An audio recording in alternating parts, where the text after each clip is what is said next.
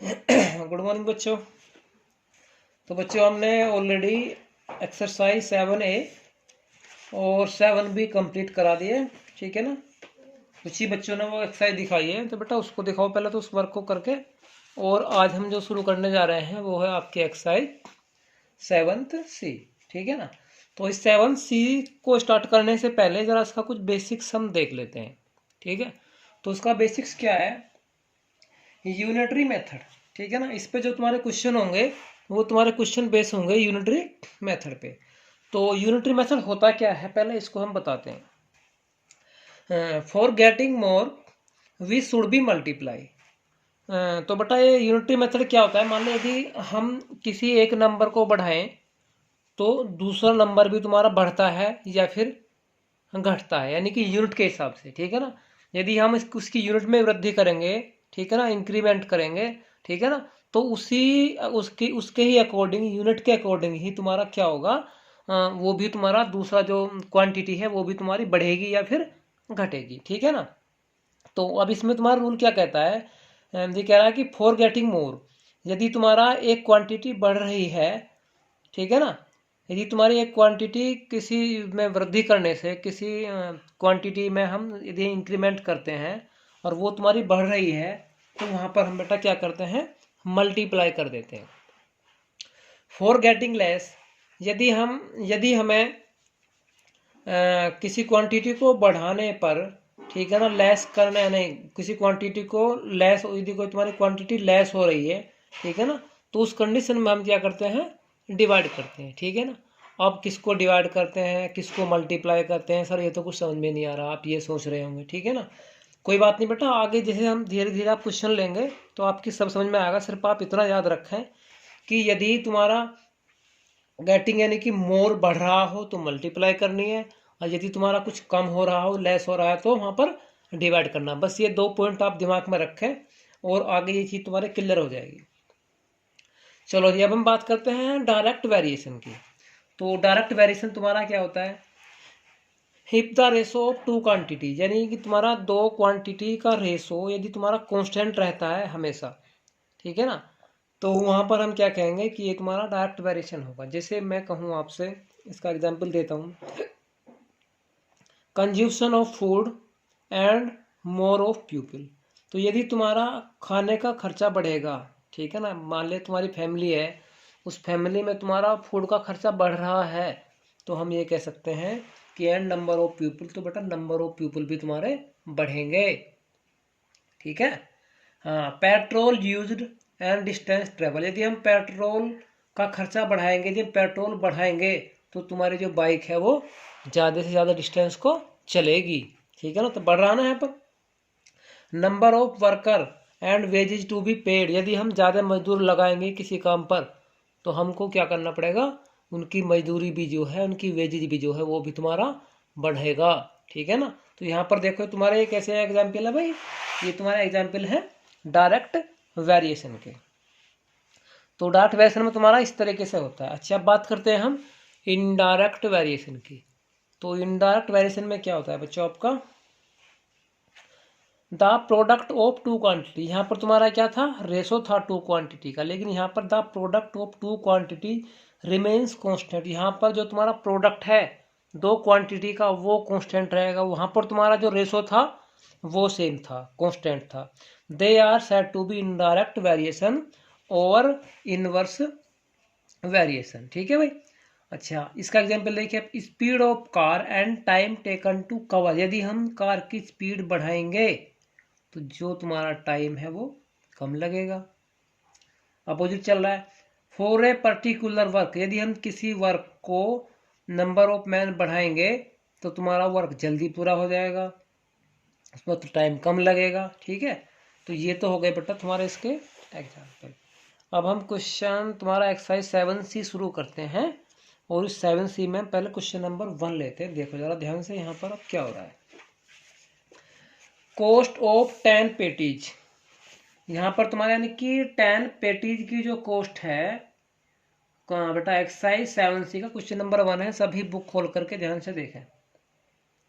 Cost of 10 patties is 30 rupees, ठीक है ना।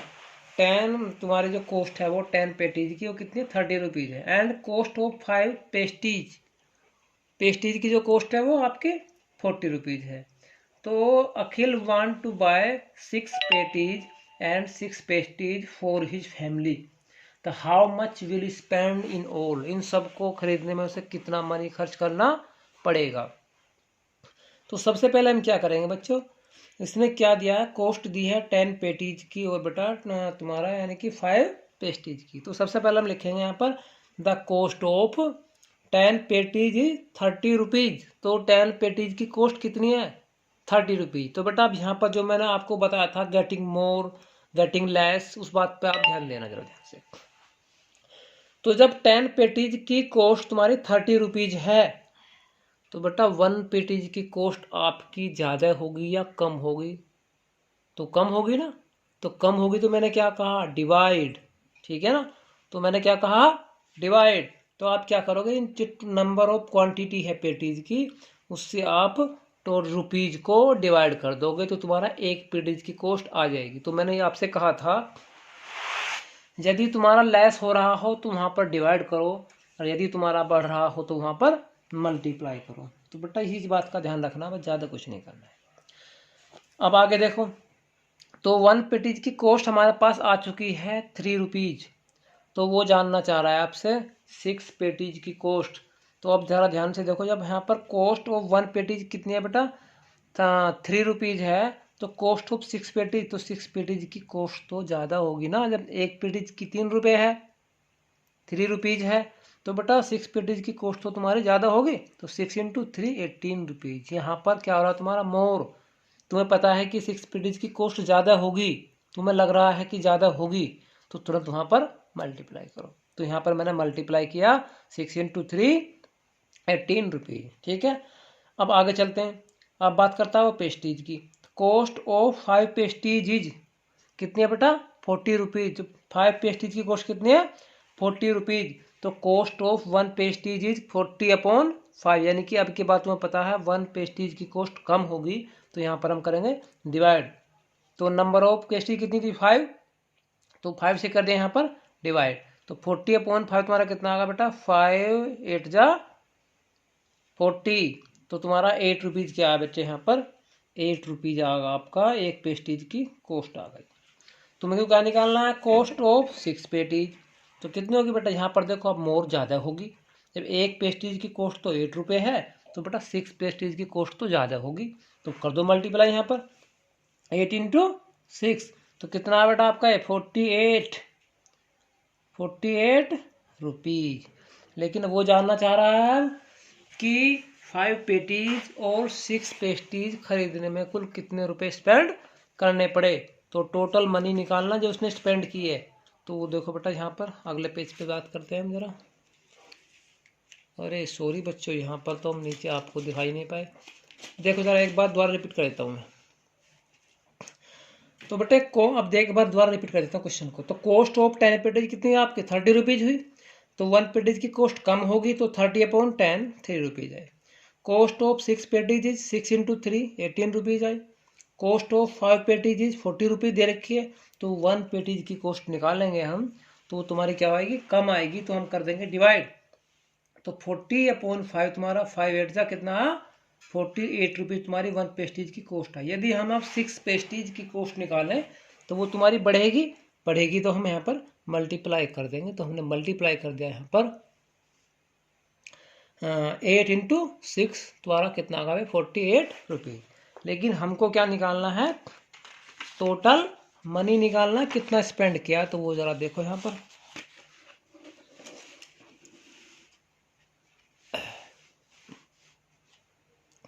तो स्पेंड ऑफ टोटल मनी तो 18 रुपीज़ में तुम्हारे कितने आए पेटीज है 6, और तो तुम्हारे क्या है इसमें कितने खर्च किए उसने यहाँ पर 6 पेस्टीज के लिए, यानी कि 48 रुपीज़ दोनों का ऐड किया तो तुम्हारा कुल मिला के कितना है बेटा 66 रुपीज़ उसने कुल मिला के स्पेंड किए। क्वेश्चन नंबर 2 देखो। Aarti need 72 metres of cloth to make 32 frock, यानी कि आरती को जरूरत पड़ती है 72 मीटर क्लोथ कपड़े की, ठीक है ना, 32 फ्रॉक बनाने के लिए, वो भी एक साइज के सिमिलर साइज के, ठीक है ना, अलग अलग साइज के नहीं। तो how much cloth will be required to make 24 frocks the same size. तो इसी साइज के यदि उसे 24 फ्रॉक्स तैयार करने हो तो उसको कितने क्लॉथ्स की रिक्वायरमेंट होगी। तो सबसे पहले हम बात करते हैं यहाँ पर to make 32 frocks required cloth is, यानी कि 32 फ्रॉक के लिए कितना जो क्लॉथ्स है वो रिक्वायर्ड है, वो रिक्वायर्ड है आपका 72 मीटर क्लॉथ रिक्वायर्ड है 32 फ्रॉक्स बनाने के लिए। तो यदि मैं यहाँ पर ये कहूँ कि टू मेक 1 फ्रॉक्स, कि 1 फ्रॉक्स बनाने के लिए रिक्वायरमेंट होगी, बताओ भाई ज़्यादा कपड़े की होगी या कम की। जब 32 फ्रॉक्स बन जाते हैं आपके 72 मीटर क्लॉथ्स में, तो बेटा 1 फ्रॉक्स कितने क्लॉथ्स में बनेगा, कम में या ज़्यादा में। तो आप ये कहोगे सर जी बहुत कम में बन जाएगा ये तो, जब 32 फ्रॉक्स तुम्हारे 72 मीटर में बनते हैं तो 1 फ्रॉक्स तो तुम्हारा बहुत कम में बनेगा। तो कितने कम में बनेगा, आप क्या करेंगे यहाँ पर डिवाइड नंबर ऑफ फ्रॉक्स की मल्टीप्लाई किससे करेंगे आप, टोटल क्लॉथ से। तो 72/32 मीटर यहाँ पर कपड़े की रिक्वायरमेंट, क्लॉथ की रिक्वायरमेंट होगी। तो फिर वो जानना चाह रहा है कि तो बताओ भाई 24 फ्रॉक्स में कितने क्लॉथ की रिक्वायरमेंट होगी। तो 24 फ्रॉक्स में आपकी रिक्वायरमेंट होगी भाई आपकी बार। तो देखो जब 1 फ्रॉक्स में तो तुम्हारा 72/32 मीटर क्लॉथ लगता है, तो बटा 24 में तो तुम्हें ज़्यादा रिक्वायरमेंट होगी। तो ज़्यादा रिक्वायरमेंट होगी तो मल्टीप्लाई करो। तो देखो बच्चे यहाँ पर 72/32 इंटू 24, यहाँ पर इसको डिवाइड किया हमने 8 से, 8 4 जा 32 और 8 9 जा 72। फिर उसके बाद यहाँ पर हमने डिवाइड किया बेटा 4 1 जा 4, 4 6 जा 24। तो ऊपर तुम्हारा क्या बचा यहाँ पर 9 इंटू 9, तो कितना है बेटा आपका 54 मीटर क्लॉथ की आपको रिक्वायरमेंट होगी। क्वेश्चन नंबर 3 देखो आप जरा। If 10 man can do piece a work in 3 days, 10 man है तुम्हारे, 10 व्यक्ति हैं, एक वर्क को एक मतलब कोई पीस वर्क को पीस है, कोई पार्ट है वर्क का, उसको करने में 3 days लेते हैं। तो how long will it take 1 man to do it. तो एक व्यक्ति इसको करने में कितना समय लेगा, ठीक है। तो बेटा 10 man can do a piece of work 3 days में कर देते हैं कंप्लीट। तो बेटा एक मैन तो ज़्यादा ही समय लेगा ना, यदि हम एक इंसान को लगा दें किसी काम को तो लगा रहेगा लंबे समय तक, ठीक है ना, तो ज़्यादा समय लेगा, जल्दी से नहीं पूरा कर पाएगा अकेला, ठीक है। तो यहाँ पर समय तुम्हारा बढ़ने जा रहा है, तो आप क्या करेंगे यहाँ पर मल्टीप्लाई 10 इंटू 3 30 days, ठीक है। तो आई होप बच्चों मैं मान के चल रहा हूँ कि आपको इस समझ में आ गया होगा। लेकिन यदि किसी कारणवश किसी को समझ में नहीं आता है तो बेटा वीडियो को बार बार पॉज करके देखो, और यदि फिर भी कोई प्रॉब्लम है तो आप मुझसे पर्सनली कॉल करके पूछ सकते हैं, ठीक है ना।